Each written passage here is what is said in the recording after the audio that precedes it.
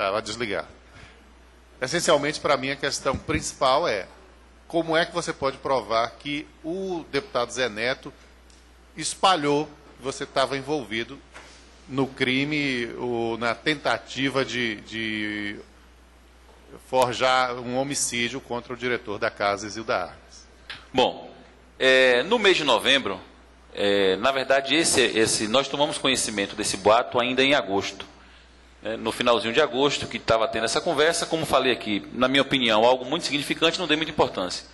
Em dezembro, eu tomei conhecimento, uma pessoa encontrou com o deputado Zé Neto na FENAGRO. E ao encontrar com o deputado Zé Neto na FENAGRO, o deputado Zé Neto fez exatamente referências a esse possível inquérito, a esse possível processo que estava tramitando em segredo de justiça. Ele mandava um recado para um amigo em comum, meu e dessa pessoa, a qual nós estamos viabilizando uma declaração pública, reconhecendo em cartório, inclusive, o que ele coloca. Ao encontrar com essa pessoa na FENAGRO, disse: olha, diga ao seu amigo que pare de andar com Pablo, porque Pablo tem envolvimento com o ilícito e faz parte de um grupo de extermínio. Foi a partir daí que nós começamos a procurar também, a realmente saber o que estava acontecendo, e daí também o objetivo, o motivo qual eu faço a associação do deputado nesse episódio. Mas tem uma comprovação dessas declarações do deputado? Eu tenho a declaração, inclusive por orientação do nosso advogado que está chegando também. Ele orientou que fizesse essa declaração reconhecida em cartório. Inclusive ontem, no depoimento na coordenadoria da polícia, nós nos colocamos à disposição para peticionar, inclusive para que isso faça parte dos autos. Em relação a esse depoimento que o senhor prestou ontem, o que o senhor esclareceu, até então o senhor não tinha comentado em relação à situação da queixa, quem prestou a queixa, quais as informações que o senhor obteve ontem lá na delegacia? Show. Existe, na verdade sim, primeiro nós tomamos conhecimento de que não existe nenhum inquérito fazendo referência a grupo de extermínio nenhum, nem com meu envolvimento, nem com nenhuma outra pessoa, até porque não morreram pessoas e extermínio precisaria que tivesse vindo a óbito várias pessoas para configurar isso. O que existe no mês de agosto, um jovem, um atendido da unidade, procura o diretor daquela instituição e faz uma declaração dizendo que em uma oportunidade eu estive com ele naquela unidade, onde teria feito a proposta junto com outro amigo meu, Ednei Gomes, indicado na época, que trabalhava lá. O diretor, de posse dessa declaração, ele vai ao Ministério Público e, a partir daí, começa todo esse imbróglio desse inquérito. Isso ainda lá atrás, esse inquérito não prosperou, porque, na época, palavras do delegado regional, não tinha nenhuma evidência, nenhum indício de que existia participação minha, direta ou indiretamente, naquela trama. Esse inquérito foi arquivado. Quando é dezembro, esse adolescente, esse jovem, me parece que ele já é maior, ele foge da unidade. Quando ele foge da unidade, que ele é encontrado alvejado, mais uma vez ele volta a fazer referência, que ele acha que isso aconteceu porque não topou fazer a rebelião nem atentar contra a vida do diretor. A partir daí é que começa o processo de investigação no âmbito da Polícia Civil em Feira de Santana, com esse inquérito, que é o único inquérito que existe.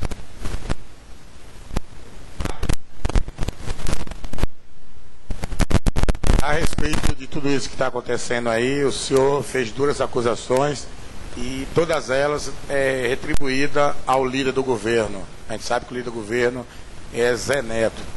Em pergunta ao deputado Zé Neto, em ligação, ele estava na Assembleia, ele disse que não tinha nada a ver com isso, que isso era uma investigação do próprio governo do Estado e não dele. Isso aí já era um problema do governo do Estado. O senhor já tomou conhecimento que existe um complô do governo do Estado contra o senhor e não do deputado José Cerqueira Neto? Ou o senhor acha que é Zé Neto que está usando o governo para lhe prejudicar? Bom, não existe, eu deixei isso muito claro no meu pronunciamento hoje na Câmara, que não acredito, não quero acreditar que tenha participação, embora o deputado tenha usado veículos de comunicação na cidade para dizer, em um momento ele disse que era 2 secretários, depois 3 secretários, eu não acredito, não quero acreditar que tenha secretário de Estado envolvido nisso. O que acredito ser é que a Polícia Civil, ela faz parte da estrutura do governo do Estado e é quem está acompanhando o caso. Talvez quando ele coloque que o Estado está fazendo, está apurando, está investigando, ele quer colocar que é a Polícia Civil. O que me causou muita estranheza é como é que o inquérito que vem tramitando desde agosto do ano passado, né, chega em fevereiro, eu não tenha acesso a isso, embora tenha peticionado ao Ministério Público Estadual, embora tenha peticionado aqui, nós não tínhamos tido acesso a isso, mas mesmo assim o deputado continuava falando na cidade para várias pessoas de que isso estava acontecendo. Né? Daí, eu reafirmo o que falei aqui hoje, que não quero acreditar que existe nenhuma participação do governo com relação a isso. Diante do que o deputado disse, o senhor vai processá-lo? O senhor vai apoiar o prefeito José Ronaldo, já que o senhor se reuniu ontem com o prefeito? Tivemos informações até de próprios vereadores, seus colegas aqui da Câmara, que o senhor vem se encontrando recentemente com o prefeito José Ronaldo. O senhor pretende sair do partido? Bom, Ed Carlos, primeiro que eu não venho me reunindo, até porque se isso tivesse acontecido, teria acontecido da forma que foi ontem, clara, pública, né, onde várias pessoas tiveram acesso a isso. O que aconteceu no dia de ontem foi que eu estava em Brasília na quarta-feira, chegando no Ministério, quando recebi uma ligação do prefeito, sendo solidário a essa situação e se colocando à disposição. Ontem eu achei por bem retribuir a gentileza, fui até o gabinete do prefeito, primeiro falei com ele acerca do que estava acontecendo e agradeci o seu gesto de ter me ligado e ter sido solidário com essa situação. Falei hoje também, pela manhã, de que continuo no Partido dos Trabalhadores. E a outra pergunta que você fez... Processar o deputado Zé Neto? Não, com relação ao processar, nós já entregamos tudo que nós temos ao nosso advogado, doutor Pedro, né? Nós já nos colocamos à inteira disposição da Polícia Civil ontem, para inclusive colaborar com as investigações, né, colocando à disposição também tudo que nós temos, tudo que nós tomamos conhecimento, e nós queremos ajudar. Essa situação de processar, o advogado também está analisando tudo. Primeiro nós vamos aguardar, né, a Polícia Civil concluir o inquérito, e a partir daí, claro que nós vamos também adotar algumas providências com relação a isso. Primeiro, quem acusa, né, quem de forma irresponsável, leviana, claro que essas pessoas também deverão ser responsabilizadas por nossa parte. Mas ainda é muito cedo para falar quem são as pessoas e se deverão ou não ser processadas. Bom dia, vereador Pablo Roberto. Carlos Augusto, Jornal Grande Bahia. O senhor tomou ciência das acusações recentemente. E tem sido assim, uma troca de acusações no âmbito político, muito intensa, dentro do Partido dos Trabalhadores, principalmente. Eu lhe pergunto, existe alguma prova material que os seus advogados tenham encontrado que efetivamente aponte para o seu envolvimento nestas acusações? Porque é preocupante para a sociedade de Feira de Santana ter um vereador que passa por esse momento. E eu fico me questionando, até agora nós não vimos absolutamente nada de concreto, a não ser palavras. Isso. Carlos Augusto, o que consta no inquérito policial é apenas uma declaração desse jovem dizendo que esteve comigo no dia 21 de agosto, por volta das 19 horas, lá na unidade Zilda Arnes. Você aqui é doutor Pedro, nosso advogado, está acompanhando a ação. Ele acusa inicialmente nesse documento que a polícia recebeu, porque não virou inquérito, porque segundo os delegados ontem, tanto o doutor Ricardo quanto o doutor Lapa, naquela oportunidade não tinha indício nenhum de ligação. O que existe hoje, para que esse processo, esse inquérito tenha iniciado e esteja tramitando, é a declaração desse jovem, dizendo que no dia 21 de agosto, por volta das 19 horas, eu estive na unidade Zilda Arnes, acompanhado de Ednei Gomes, que é ex-coordenador de segurança daquela unidade, e em uma sala, na presença de pessoas que ele alega não saber quem são, ele não identifica quem o levou da casa até essa sala também, não sabe quem foi, diz que não lembra. A única coisa que consta é isso, inicialmente. E depois, já no Hospital Geral Cléristo Andrade, onde ele alega que acredita que a tentativa de homicídio tenha ocorrido porque ele não aceitou fazer a rebelião e tentar contra a vida do gestor daquela unidade. Pablo Fred Abreu, do Diário Nordestino e da TV Geral. Você teve, no ano passado, 7.592 votos, o mais votado de Feira de Santana, da história política de Feira de Santana. E a pergunta que eu quero te fazer é se essas acusações, já que dizem ser do líder do governo, Zé Neto. Não é uma tentativa de enfraquecer, né, o vereador mais votado em Feira de Santana, que já declarou apoio a deputada estadual Ângela Almeida e a deputada federal Iula Otsika, visto que o deputado Zé Neto, a princípio, nos bastidores da política, vai apoiar, né, a ex-secretária da SEDES, Moema Gramacho, como deputada federal, já que ele sai deputado estadual, tentando a reeleição. Para dizer que é o seguinte, eu tive a oportunidade de, em agosto, torna isso público aqui na casa também, naquele pronunciamento, de forma muito contundente, que eu já tenho relações políticas com o Ângelo e com o Iulo, portanto, marcharei com os dois. Né? Eu quero acreditar que essa situação se deu muito por conta daquele desgaste mesmo que aconteceu ano passado, né, quando Danilo saiu, quando o atual gestor chegou, e ele, de forma muito desonesta, começou a iniciar a gestão daquela unidade, né, muito desleal, muito equivocada, começou a fazer a gestão daquela unidade. Né. A forma com que o atual gerente tem levado as coisas para a polícia, para o Ministério Público, né, para o deputado Zé Neto e para o governo, elas não procedem, elas não são verdade e não passa, né, de uma verdadeira farsa, e que nós acreditamos que ao longo do inquérito policial, caso vire processo também, nós teremos a oportunidade de provar que tudo isso não passa, né, de um grande mal-entendido e que o vereador Pablo Roberto não tem relação nenhuma com esse episódio. Vereador, no primeiro pronunciamento do senhor aqui sobre o caso, o senhor relatou que esse jovem que faz a acusação de ter se reunido com o senhor sofreu uma tentativa de assassinato em uma praça da cidade. Qual é a relação que o senhor faz dessa tentativa de assassinato com o caso que envolve o senhor? Eu tive a oportunidade de colocar aqui também que a fuga desse jovem da unidade, ela foi uma fuga cinematográfica. Primeiro ele pula, eu falo isso com conhecimento porque fui gestor daquela unidade e conheço profundamente o rito daquilo ali. Primeiro tem uma casa com um muro de aproximadamente 3 metros. Essa casa é a casa de convivência onde ele passa o dia, né, onde ele dorme, toma banho e faz refeições. Ele primeiro tem que pular esse muro de 3 metros, depois ele pula um muro de 7 metros, onde tem uma rua que é privativa da unidade, e tem um outro muro de aproximadamente entre 5 e 7 metros, fora as guaritas que tem. Né? Ele conseguiu pular esses 3 muros sozinho, segundo ele, sem ajuda de ninguém. Outra coisa que me chamou bastante atenção ontem até acesso ao inquérito policial é que no momento que ele alega fugir, segundo as pessoas que foram ouvidas colocam lá, é que não tinha vigilantes naquele momento, que todos os vigilantes estavam participando de uma reunião na área administrativa, o que não é normal, porque quem conhece aquilo ali sabe que a troca de plantão se dá, um rendendo o outro, né? Primeiro chega um para depois sair o outro. Então, assim, eu não tenho dúvida, né, de que essa fuga ela foi uma fuga muito estranha.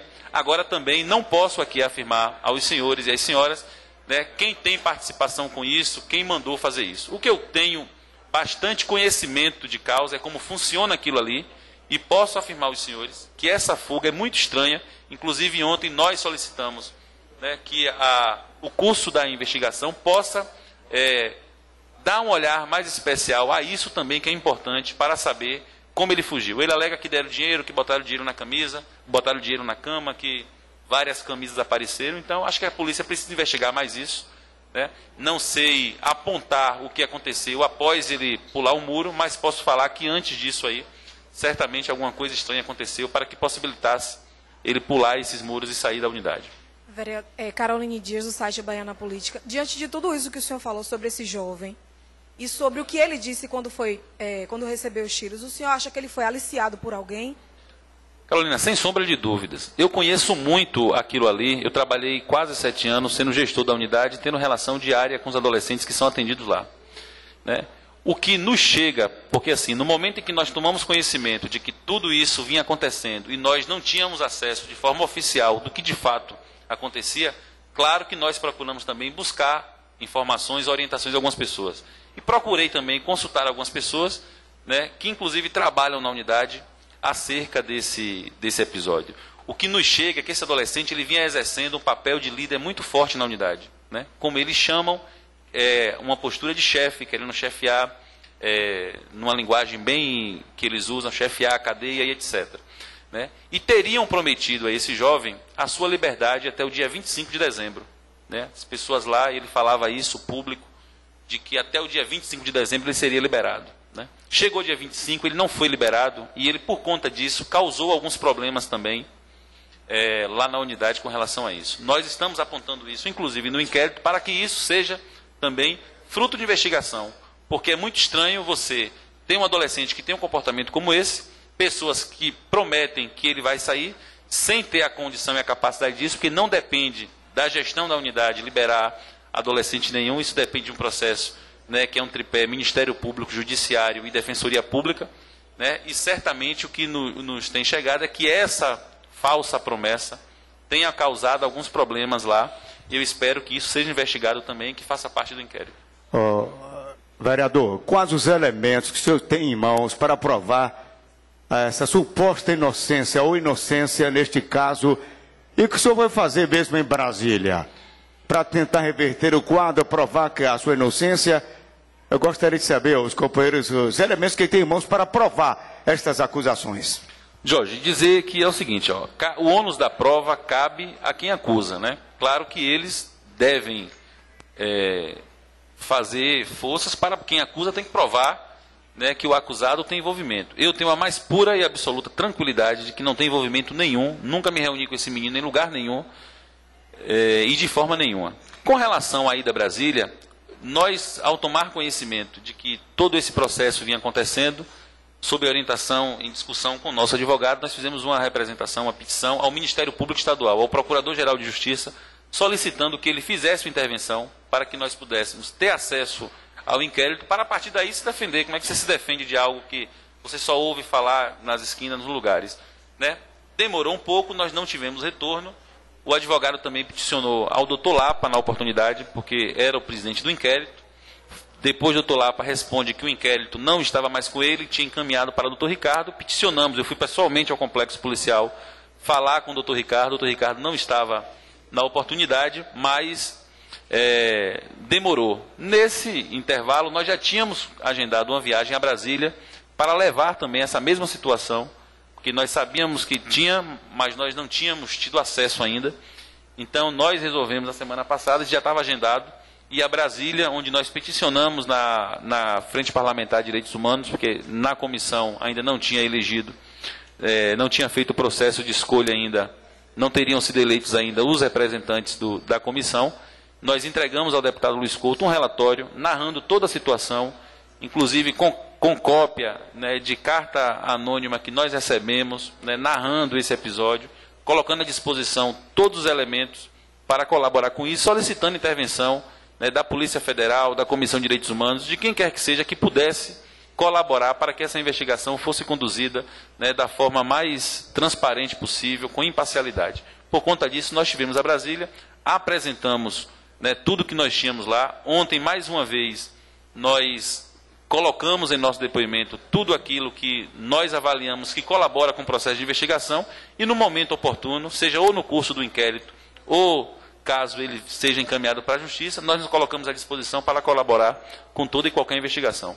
Vereador Pablo Roberto, em relação ainda, falando dessa sua visita, dessa sua ida, sua viagem a Brasília, o senhor teria declarado algumas vezes aqui, durante essa questão dessa investigação, que estaria correndo risco de morte, ou risco de vida, como queira. O senhor pediu realmente em Brasília proteção policial? Pedi. Primeiro porque o inquérito policial envolve pessoas, né, que embora eu não sei quem são, não sei o que levou esse menino a fazer isso, mas que tem envolvimento com ilícito, né? Seja o adolescente que está privado já há muito tempo, ou seja, as pessoas que também tentaram contra a vida desse adolescente.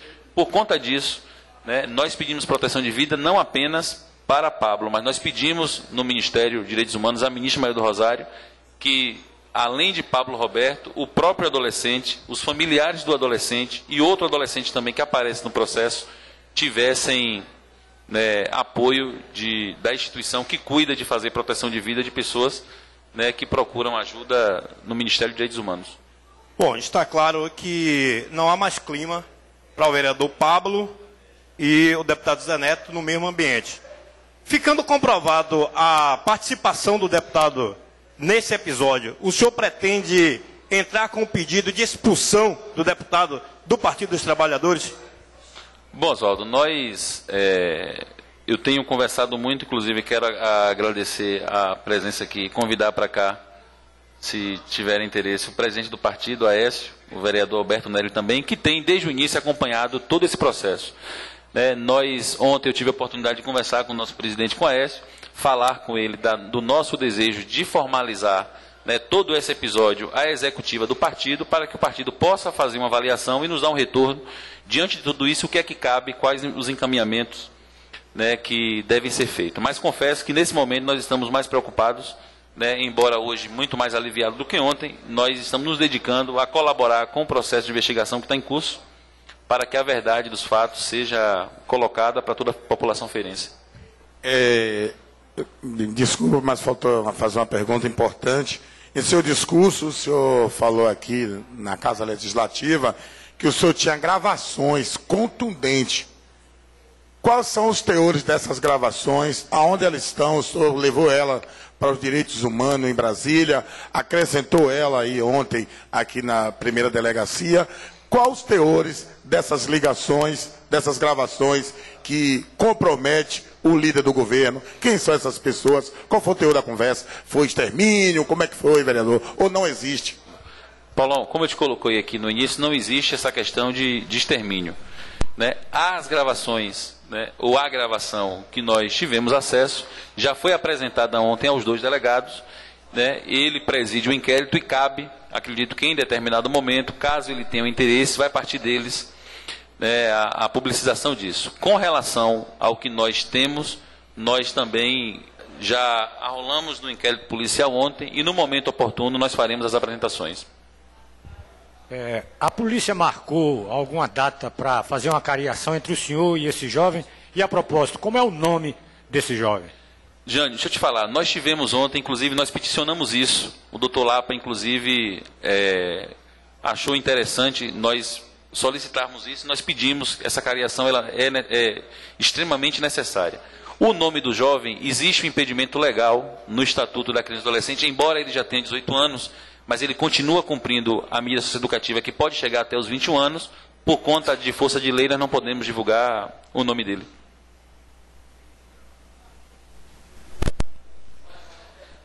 Agradeço a participação de todos e bom dia.